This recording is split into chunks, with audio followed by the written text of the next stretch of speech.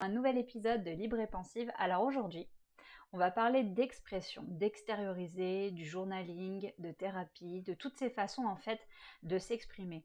Je me suis rendu compte qu'il y en avait vraiment un paquet. Voilà, il y a plusieurs manières d'extérioriser, de se libérer. Et je pense que c'est propre à chacun. Vous avez tous une manière de vous libérer, quelque chose qui va faire que vraiment vous allez être mieux, pleurer, parler, écrire, dessiner, danser. Mais il y en a tellement, en fait je pense que tout ce qu'on peut faire nous les êtres humains, ça nous libère. Aller se balader, enfin il y a tellement de manières de se libérer, voilà. Et c'est un petit peu le sujet du jour. Donc le problème, c'est qu'aujourd'hui, en 2024, je me suis rendu compte de ça, moi qui travaille sur les réseaux, c'est très mal vu de montrer ses émotions sur les réseaux. Très mal vu. Il suffit qu'un jour, vous ayez un petit coup de moins bien, et alors là, vous allez vous prendre des vagues de haine, on va vous traiter d'aigris, on va vous traiter de dépressif. Enfin bon, c'est très mal vu de pas être bien. Et je trouve ça dommage parce que je pars du principe qu'on est des êtres humains avant tout et on peut pas avoir le sourire H24 malheureusement. Ça serait mieux forcément, mais c'est pas possible. C'est pas possible. Il y a des périodes de moins bien, enfin des périodes un petit peu où ça va mieux, mais enfin voilà. Et c'est pas le cas tout le temps. Et je pense que c'est pour ça que les gens se renferment un peu sur eux et n'osent plus vraiment évoquer leurs émotions et trouvent toujours des petites excuses entre guillemets du style « moi je veux pas t'ennuyer avec ça, je veux pas en parler, je veux pas casser l'ambiance ». Enfin il y a toujours une manière voilà, de se renfermer et de pas de rester un peu à l'écart finalement. Et je pense que c'est un peu pour ça aussi que les gens ils s'éloignent les uns des autres. Et on a vraiment peur de se faire confiance, de se confier, de susciter de la moquerie. Enfin voilà, on a vraiment peur d'être jugé. Or, oser s'exprimer, c'est vraiment oser être soi. C'est assumer qui on est. Et il y a encore quelques années, je vais vous parler un petit peu de moi, moi j'avais peur d'aller chez une psy, d'entamer une thérapie, tu vois, j'assumais pas vraiment. Et puis à cette époque-là, je me suis dit ouais mais non, t'as pas besoin de ça, c'est vraiment les gens. Enfin voilà, j'avais stigmatisé un peu la thérapie dans le style où je me disais mais non, c'est pas fait pour toi, c'est les malades qui ont. Enfin voilà, j'avais voilà ce cliché dans la tête, vraiment cliché qu'il faut vraiment mettre à part parce que vraiment il n'y a pas que les comment dire, les psys ils sont pas là que pour aider les personnes qui ont un problème mental dans le sens aggravé, vous voyez ce que je veux dire, voilà. Ils sont aussi pour écouter les gens qui ont des périodes de moins bien, qui ont des doutes sur leur propre vie, sur leur parcours, voilà. Et c'est ça en fait. Je voudrais vraiment qu'on arrête de stigmatiser les gens qui sont suivis, de les prendre pour des fous. Parce que moi, je vais voir une psy et je ne suis pas folle pour autant. Voilà. Donc vraiment, il faut arrêter de mettre des clichés là-dessus parce que voilà, c'est plus possible. Et donc un jour, j'ai fait le grand pas et je me souviens que dès la première séance, je me suis mise à pleurer. Voilà. Et en fait, ça m'a fait un bien fou. Mais vraiment, il y a tellement de gens qui hésitent à aller voir une psy. Je peux vous assurer que ça fait un bien fou. Vous videz tout ce que vous avez à vider pendant une demi-heure, une heure, voilà. Et ça change beaucoup de choses. Ça demande aussi beaucoup d'énergie et d'effort, une thérapie. Hein. Moi, à chaque fois que je sortais de ma séance, j'étais fatiguée. Mais j'étais fatiguée non seulement moralement, mais physiquement. Comme si j'avais un petit peu fait, je sais pas, j'avais fait comme si j'avais fait un effort physique. Mais vraiment, ça fatigue une thérapie. Donc, faut pas sous-estimer ça. C'est pas évident. Mais des fois, ça peut valoir le coup. Et en fait, le travail sur soi demande beaucoup d'engagement, d'implication. Je me suis rendu compte aussi que les gens n'osent plus pleurer en fait. Pleurer, c'est mal vu. C'est mal vu. Je me rappelle d'une fois où sur Thread, je sais pas si ça se dit comme ça, hein, je sais toujours pas, hein, et puis je pense qu'il y a plusieurs manières de le dire. Non, écoutez, bon, vous avez compris. Je me suis rendu compte une fois, j'avais posé une question et où j'avais lancé un sujet de débat en fait sur la sensibilité masculine. Et j'avais mis qu'en gros, je trouvais que les hommes qui montraient leurs émotions, qui pouvaient pleurer et tout, je trouvais ça, comment dire, beau et touchant. Enfin voilà, et c'est bon. Et bon, je vous dis pas la vague de haine, de commentaires, mais vraiment, mais d'une méchanceté que je me suis pris, mais vraiment. On m'a répondu des trucs clichés du style ouais mais un homme ça pleure pas, non non ça montre pas ses émotions, ça doit pas pleurer, enfin voilà des trucs du style quoi. Et là je me suis dit ah oui quand même en 2024 on est encore là. Mais je pars du principe que si tu dois pleurer, ben tu le fais, que ce soit devant un ami, un parent, le psy, enfin tu te retiens pas parce que tout retenir c'est encore pire, faut tout lâcher. Et moi je peux vous dire que j'ai pleuré pendant beaucoup beaucoup d'années et j'ai retenu aussi pas mal de choses. Le problème c'est qu'un jour ton corps il te demande pas ton avis, il s'exprime et il va s'exprimer de façon violente et ça par contre ça pardonne pas, c'est-à-dire qu'un jour ça te rattrape. Et faut toujours trouver une psy avec laquelle tu as le feeling, de manière à vraiment pouvoir tout lâcher devant elle. Et vraiment. Et c'est pas si facile que ça, parce que moi j'en ai fait plusieurs, et voilà, j'en ai fait 4. Et pendant presque 2 ans, elle m'a suivie, et elle m'a permis vraiment de, comment dire, d'ouvrir une porte, de me frayer un chemin, et d'ailleurs, voilà, je la remercie, je la remercierai jamais autant. Voilà. Aujourd'hui, j'ai arrêté avec elle parce que je vais poursuivre avec une autre thérapeute et je vais recommencer le MDR. Alors, le MDR, j'en profite pour vous dire un petit peu ce que c'est. En fait, c'est un travail oculaire. Vous faites parler votre inconscient et en fait, vous devez faire de votre traumatisme quelque chose de plus acceptable, de manière à pouvoir vivre plus facilement avec. En fait, c'est ça, c'est faire de quelque chose de traumatisant quelque chose de plus acceptable. Voilà. Et je ne sais plus où j'en étais.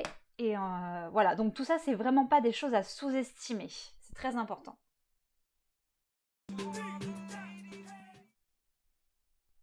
Moi, à une époque, mais il y a quelques années maintenant, ça remonte, j'ai essayé aussi l'hypnothérapie. Sauf que sur moi, ça n'a vraiment pas eu les effets escomptés. Ça a été même plutôt violent. Et voilà, ça m'a secouée. L'hypnothérapie, ça m'a vraiment secouée. J'ai fait 2 ou 3 séances et je peux vous dire que j'ai pas continué parce que vraiment, voilà, après j'étais pas bien. J'étais vraiment pas bien, ça m'a pas mal secouée. Et puis, donc j'ai arrêté. Mais j'ai aussi découvert, bah ça c'est plutôt récent, j'ai découvert un autre moyen de me libérer, de m'exprimer, bah, c'est l'écriture. J'ai changé d'avis en fait sur cette façon de s'exprimer parce qu'il y a quelques années, on m'avait demandé d'écrire une lettre dans un certain contexte et ça me libérait pas. Voilà, ça me faisait pas forcément grand chose, c'était pas vraiment positif sur moi, donc j'ai arrêté. Je me suis dit non, finalement, ça te soulage pas d'écrire, enfin bon. Et puis il y a quelques temps, il y a quelques mois, je me suis remise un jour, ça a commencé, et puis d'ailleurs c'était sur le réseau. Et j'ai changé d'avis en fait sur cette manière de m'exprimer parce que avant, voilà, peut-être que j'en ressentais pas vraiment, vous voyez, je bafouille, que j'en ressentais vraiment pas le besoin. Et puis, bah, peut-être qu'aujourd'hui c'est différent, je sais pas. Mais vraiment, j'ai pu voir que c'était vraiment positif. C'était positif, j'écris mes humeurs, j'écris ce que je ressens, le mood du jour, enfin voilà, ce qui m'angoisse, enfin voilà, j'écris vraiment tout. Et il y a aussi les réels mindset que vous connaissez, que j'ai commencé à développer sur mon compte. Et ça me permet vraiment de m'exprimer, de me montrer vraiment telle que je suis, au naturel, dans mon quotidien, avec ma voix en fond. Et voilà, et moi ça me fait du bien de faire ce genre de choses, voilà. Et les podcasts, ben voilà, vous voyez, ça c'est encore autre chose que j'ai trouvé. Et je pense que c'est... Moi je sais que j'aime bien écouter les podcasts parce que ça me détend, ça me permet de faire le vide, vraiment de me concentrer sur un sujet en particulier. Et, et je pense que voilà, c'est quelque chose auquel j'ai pris goût et je me suis dit pourquoi pas en faire. Voilà, donc... Ensuite, il y a aussi quand vous faites une thérapie ou que vous traversez une période un peu difficile, on vous dit toujours de trouver un loisir créatif, de faire quelque chose d'artistique. Et moi, je me rappelle qu'à l'époque de mon harcèlement, d'ailleurs je pense que c'est un petit peu grâce à ça que j'ai tenu le choc, ben, je me suis plongée dans la danse. J'adorais ça déjà quand j'étais gamine. Je me suis mise à danser à partir du moment où j'ai su marcher. Et ma mère, avec ma sœur, elle nous mettait de la musique. Et en fait, on faisait un petit peu des pestacles, hein, comme on appelle ça. Voilà, et elle nous filmait. Et j'ai adoré ça depuis petite, mais j'ai vraiment aimé ça. C'était vraiment quelque chose, voilà, ça me rendait heureuse. J'étais tout le temps, voilà, en train de sourire, en train de chanter. Enfin voilà, j'étais vraiment là-dedans, quoi. Et je me suis rendu compte que la danse, c'était vraiment pour moi une échappatoire, vraiment. Et ça m'a sauvée. Je peux vous dire que quelque part, je pense que c'est ce qui m'a vraiment sauvée, en plus du soutien de ma famille, je pense que c'est quelque chose qui m'a sauvée, enfin, qui m'a vraiment sauvée du harcèlement. Je sortais un peu de cet enfer, et le week-end, où, oui, voilà, il y a une certaine époque où c'était le soir en semaine, et puis après c'est devenu le week-end, et je pense que c'était vraiment une bulle. Et je me sentais bien, vraiment, c'était un endroit où j'étais pas jugée, où j'avais plutôt confiance en moi, peut-être l'un des seuls endroits où j'avais confiance en moi. Il n'y avait pas de moquerie, il n'y avait pas de regard malveillant. Enfin voilà, j'étais vraiment sur mon terrain d'excellence, et je pense que ce qu'il faut retenir vraiment aussi de cet épisode, c'est de chercher le terrain où vous vous sentez le mieux, celui qui vous permettra de vous exprimer, de vous soulager, d'expérimenter un petit peu tout. Voilà, ne sous-estimez aucune manière de vous exprimer. Je vous l'ai dit, il y en a tellement. Voilà, il y en a qui vont faire du dessin, de la peinture, de la sculpture, qui vont aller se balader pour extérioriser, qui vont faire du yoga. Mais il y a tellement de manières de s'exprimer, d'extérioriser. Voilà, c'est un tout en fait. De manière que vous vous sentiez libéré et mieux dans votre tête, ça n'a pas de prix. Il y a le sport aussi, moi j'ai oublié ça, mais le fait d'avoir mis en place une routine sportive tous les jours, ça me fait un bien fou. Après avoir fait mes 3/4 d'heure, 1 heure de muscu tous les matins, enfin pas tous les matins, mais au moins 4 à 5 fois par semaine, je me sens tellement mieux, je me sens plus légère, je me sens vraiment bien. Bon, ce matin, il faisait très très chaud déjà. Aujourd'hui, il fait 40 degrés au moment où je vous parle. Mais le fait de faire ça le matin, tôt, après le petit-déj, vraiment, ça me fait du bien et ça me met vraiment... vraiment, ça me donne la pêche pour le reste de la journée. Et c'est très important pour moi, vraiment. C'est vraiment quelque chose que j'ai mis en place il y a quelques mois déjà. Ça va faire 5 mois bientôt déjà que j'ai repris la muscu à la maison. Et ça me fait vraiment beaucoup, beaucoup de bien. Voilà. Et je pense que le fait de ne pas se libérer, de ne pas se confier et tout, bah, tu finis vraiment un jour par exploser. Et je pense que c'est vraiment important pour votre santé mentale. Voilà, donc c'est quelque chose qu'il ne faut pas mettre de côté parce que ça finit un jour par te rattraper. Et ça pardonne pas.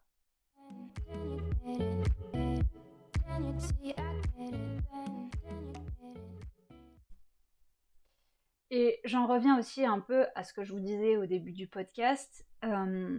Si, quand vous vous exprimez sur les réseaux, que vous mettez un peu, bah, aujourd'hui, voilà, ça va pas trop, enfin voilà, et que vous prenez des commentaires du style oh ben t'es aigri ou fous-nous la paix avec ton truc ou enfin des trucs vraiment, comment dire, limite, dites-vous que bah, les gens ils sont pas à votre place, ils sont pas dans votre tête, ils sont pas dans votre corps, et que si vous vous sentez pas bien, c'est bah, qu'il y a déjà une raison. Après, il faut vivre avec ses émotions, c'est-à-dire que moi, ma psy, elle m'a dit qu'il fallait accepter les émotions aussi bien positives que négatives. Il fallait vivre avec, il fallait les assumer. Et moi, j'ai tendance à me dire, quand ça va pas, je me dis, bon bah, demain est un autre jour. Aujourd'hui, ça va pas, mais bon, bah, demain, voilà, ça sera différent. Et généralement, c'est le cas. Alors, je te dis pas que ce sera demain, mais ce sera peut-être après-demain, enfin voilà. Et c'est important de se dire ça, je pense que rien n'est définitif. Tout est éphémère, les émotions aussi. Hein. Voilà, donc bah, il y a quelques jours, voilà, moi ça n'allait pas trop, et puis aujourd'hui ça va un peu mieux, voilà. Donc bah, toujours se dire que ça passe, ça finit par passer. C'est très important de se dire ça. Alors ça va pas vous remonter le moral, peut-être, mais je pense que voilà, se dire toujours que demain est un autre jour. Voilà, c'est devenu un petit peu une de mes phrases préférées. Demain est un autre jour, voilà. Donc, et puis dites-vous bien aussi que les gens qui vous jugent sur les réseaux, bah, ils connaissent pas votre vie, ils connaissent pas votre histoire, ils connaissent pas votre passé, et que en fonction de ça, on ne peut pas juger quelqu'un dont on ne connaît pas le passé. Voilà. On connaît le prénom d'une personne, mais on ne connaît pas son histoire. Et donc on n'est pas à même de vous juger. Voilà. Il n'y a que la psy, à la limite, ou vos proches qui connaissent votre vie, qui connaissent votre tempérament, votre caractère, votre manière de réagir et tout. Il y en a qui se permettent de juger sur la façon dont vous réagissez à telle chose. Qui disent oh mais t'en fais trop, oh mais tu prends trop ça à cœur, oh mais t'es trop un cœur d'artichaut, t'es trop sensible, t'es trop... Ah là là là. Bon, non. C'est-à-dire que c'est vous qui ressentez certaines choses, certaines émotions à l'instant T. Et personne, je dis bien personne, n'est à même de vous juger. Si vous réagissez de cette manière, c'est qu'il y a forcément une raison. Voilà. Donc, il ne faut vraiment pas écouter ces personnes voilà.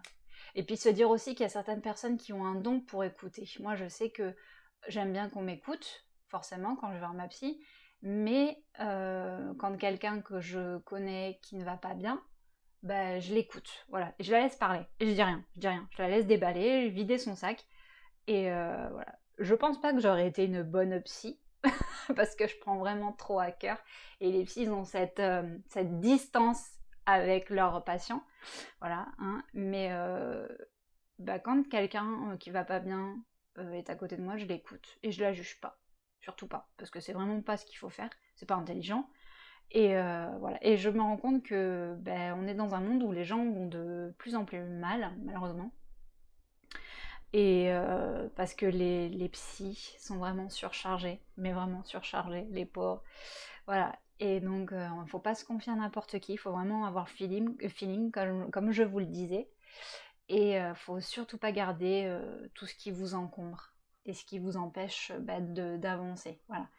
Et je vous dis, moi, je parle, voilà, ça aurait fait presque 2 ans, là, cette année, que j'étais avec ma psy, que j'étais suivie par ma psy, et là, je continue, mais dans un autre domaine, une autre manière de m'exprimer, d'extérioriser. Donc, je vais bien voir ce que ça donne. Et puis, voilà. Donc, écoutez, si vous êtes intéressé par le MDR et tout, les effets, vous me le dites, et puis je vous ferai peut-être un petit compte rendu, entre guillemets. Voilà.